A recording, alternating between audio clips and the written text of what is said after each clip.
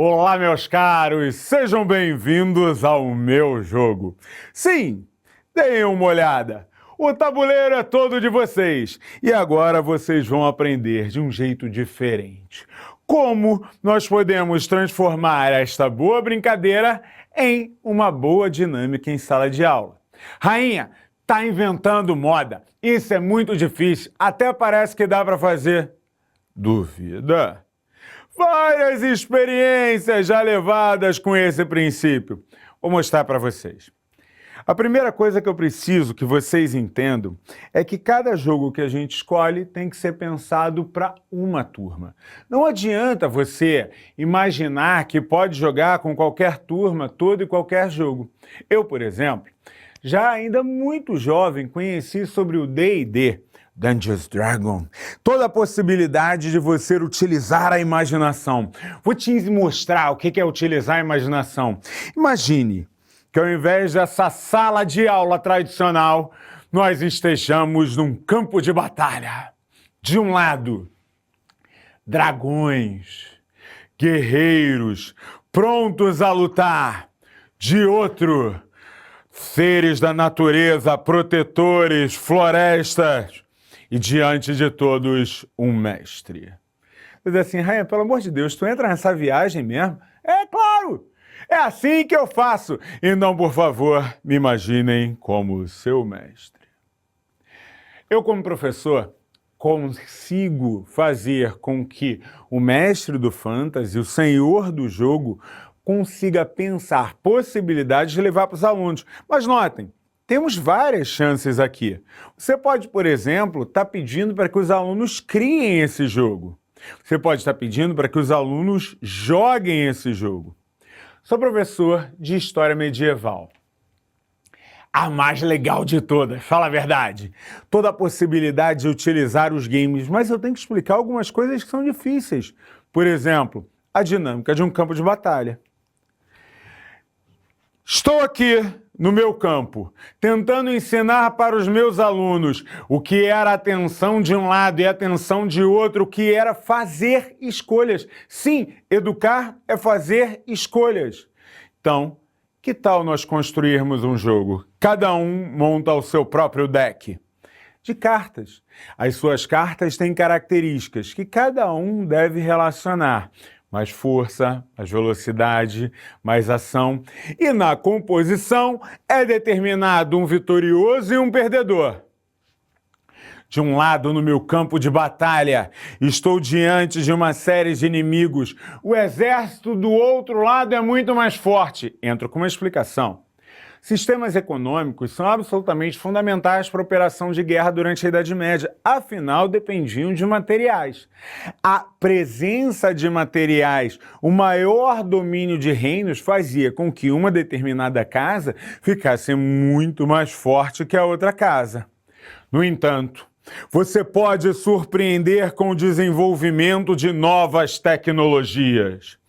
Um reino que tivesse fortes relações com o mundo muçulmano e trouxesse novas armas, por exemplo, uma explosão. O fogo negro, utilizado a partir de determinadas formas do petróleo, a pólvora, explodindo canhões. Eu tenho menos gente e mais possibilidades. Mas aonde travar uma batalha? Como escolher como eu posso acionar um campo de batalhas? Se eu tiver, por exemplo, com um rio no meu caminho, a situação é uma. Se for um vale alagado, a situação é outra. Agora, se é uma montanha que eu tenho que subir, a situação fica bem mais difícil. Eu posso utilizar, por exemplo, a explicação de como a igreja e o discurso da igreja também entram no jogo. Por exemplo, um bispo pode ser um grande diplomata para negociar. Se o outro lado também tiver um bispo, pode representar um acordo e uma união contra um outro grupo. Pode parecer brincadeira. Com meus alunos, eu organizei um deck inteiro, em que a gente pensou na jogabilidade de cada uma das rodadas e quais eram as possibilidades. Sempre o acordo era: um assume a condição de mestre, criando o contexto, tendo estudado antes as relações. Pode ser o professor ou não. No caso da minha turma, eu assumi essa condição. Os outros vão tendo posições diferentes que poderiam jogar fisicamente ou utilizando o deck. Cada um dos grupos criou da sua forma. Um total fantasy com as fantasias e as ações e completando a história, criando novas narrativas. Outros optaram pelos jogos diretos de carta. Eu fiquei muito surpreendido com uma turma que resolveu uma linha mais analógica. O bom e velho tabuleiro! Vamos lá? Como a gente vai pensar? Eles criaram uma dinâmica para jogar o mundo bizantino. Sim!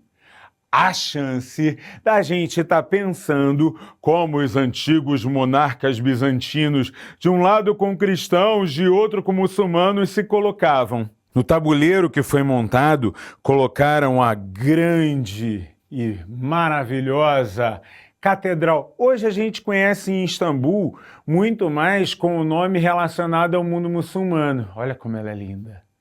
Mas na prática ela nasce como uma grande igreja. E dali partem todos os elementos. Quem conquistar a cidade de Constantinopla, representada pela capital, vence. Joguem os dados, o primeiro! 6. O grupo caminhou e enfrentou um cruel ataque de Khalid Arslan, líder dos turcos que haviam recentemente chegado à Bahia. Em alguns momentos eles até foram aliados, mas no momento seguinte representavam a fragilidade. Fique preso na sua casa. Khalid Arslan não avança, mas também não deixa mais os turcos andarem. Próximo a jogar! Joguem os dados! 2. Um acordo político é firmado com os normandos e a possibilidade de um ataque para que sejam recuperados alguns territórios da Antioquia. Ganhe uma quantia de guerreiros para lutar. Novas possibilidades se apresentam. Como a outra turma, a gente jogou aos moldes de um bom e velho War. Mas dessa vez, ao invés de estar pensando sobre os territórios, a gente estava jogando um War com Carlos Magno. O reino de Carlos Magno colocado diante de nós, os números de guerreiros, os dados jogando, com cartas explicativas, porque não adiantava simplesmente um objetivo dito de pronto. Todos esses jogos foram levados para uma escola municipal em que vários desses alunos estavam fazendo os estágios. Nós criamos estações e com rotações entre essas estações. O mais surpreendente foi o número de retornos que os professores e a direção pediram para que a gente voltasse. O segundo grande resultado foi descobrir que muitos desses alunos se apaixonaram por história. A gente acompanha, eles acompanham a gente nas redes sociais, marcam e mandam mensagens. O aprendizado naquele dia para eles, de todo esse mundo de fantasia, ficou muito mais rico do que simplesmente eles jogarem. Aliás, cuidado, porque na minha próxima jogada, a minha carta é um ataque com o meu dragão.